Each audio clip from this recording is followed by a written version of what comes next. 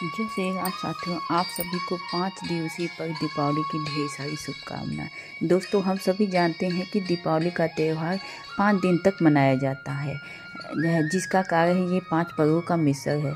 धनतेरस, नरक चतुर्दशी, महालक्ष्मी पूजन, भाई दूज और अन्नकूट। नरक चतुर्दशी को ही हम छोटी दीपावली भी कहते हैं।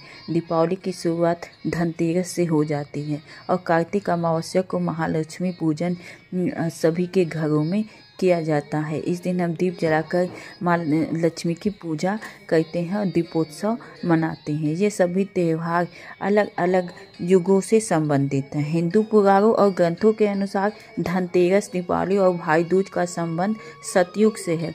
वहीं गोवर्धन पूजा और नरक चतुर्दशी का संबंध द्वापर युग से है। धनतेरस से संबंधित कहानी है कि देवताओं को राजा बलि के प्रकोप से मुक्ति दिलाने के लिए भगवान विष्णु ने वामन का अवतार लिया और राजा बलि के यज्ञ स्थल पर वामन रूप में पहुंच गए। शुक्राचार्य ने वामन रूप में आए भगवान विष्णु को पहचान लिया और कहा कि वामन कुछ भी मांगे राजन, आप देने से इनकार कर दीजिएगा। लेकिन राजा बलि घमंड में आकर वामन से बोले, हे वामन, तुम मुझसे जो कुछ भी चाहता है वह मांग। तब वामन रूप में आए भगवान ने राजा बलि से कहा, आप मुझे 3 पग भूमि दान में दे दीजिए। तब राजा बलि ने वामन को 3 पग भूमि दान देने का संकल्प लिया। वामन ने एक पैर से संपूर्ण पृथ्वी को माप लिया और दूसरे पैर से अंतरिक्ष को। तीसरा पग रखने के लिए अब कोई भी स्थान न बचा। इस पर राजा बलि ने अपना सर वामन के चरणों में रख दिया और अपना सब कुछ दान में गवा बैठे।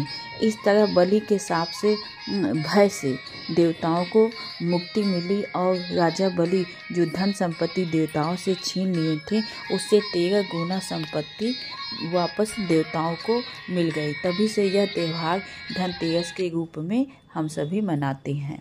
धनतेरस के दूसरे दिन हम नरक चतुर्दशी का त्यौहार मनाते हैं। नरक चतुर्दशी, जिसे हम छोटी दीपावली भी कहते हैं, इस दिन को हम नरक चतुर्दशी, जिसे मुक्ति दिलाने वाला पर्व भी कहा जाता है।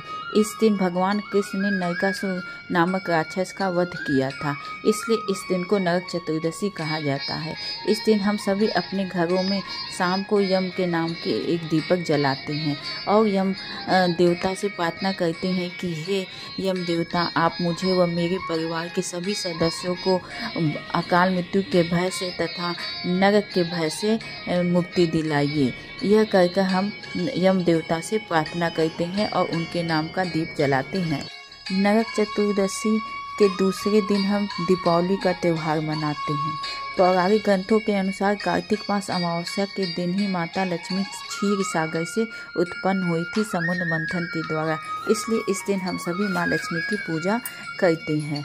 दीपावली का संबंध त्रेता युग से भी है, जब भगवान राम 14 वर्ष का वनवास के बाद अयोध्या वापस आए थे। तब अयोध्यावासी चारों तरफ दीप जलाकर उनका स्वागत किए थे तथा खुशियां मनाए थे। तभी से यह त्यौहार दीपोत्सव के नाम से भी जाना जाता है। दीपावली के बाद हम गोवर्धन पूजा का त्यौहार मनाते हैं। गोवर्धन पूजा का संबंध भगवान कृष्ण से है। द्वापर युग में ब्रजवासी पहले भगवान इंद्र की पूजा करते थे।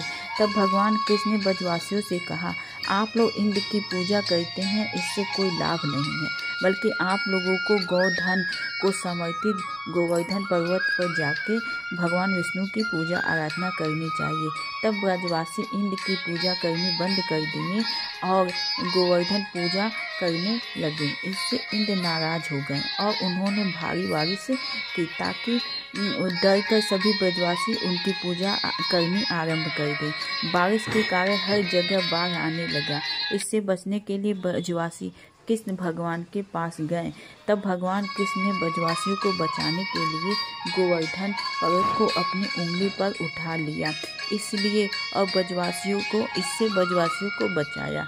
इसलिए यह हर साल शुक्ल पक्ष की प्रतिपदा को यह त्यौहार मनाया जाता है। इस दिन अन्नकूट का त्यौहार भी मनाते हैं। सभी मंदिरों में भगवान को 56 भोग लगता है, इसलिए गोवर्धन पूजा और अन्नकूट कहा जाता है। अब कार्तिक शुक्ल पक्ष द्वितीया को भाई दूज का त्योहार मनाया जाता है। इसकी कहानी है कि भगवान सूर्य नारायण की पत्नी छाया की 2 संतानें थी, यमराज और यमुना।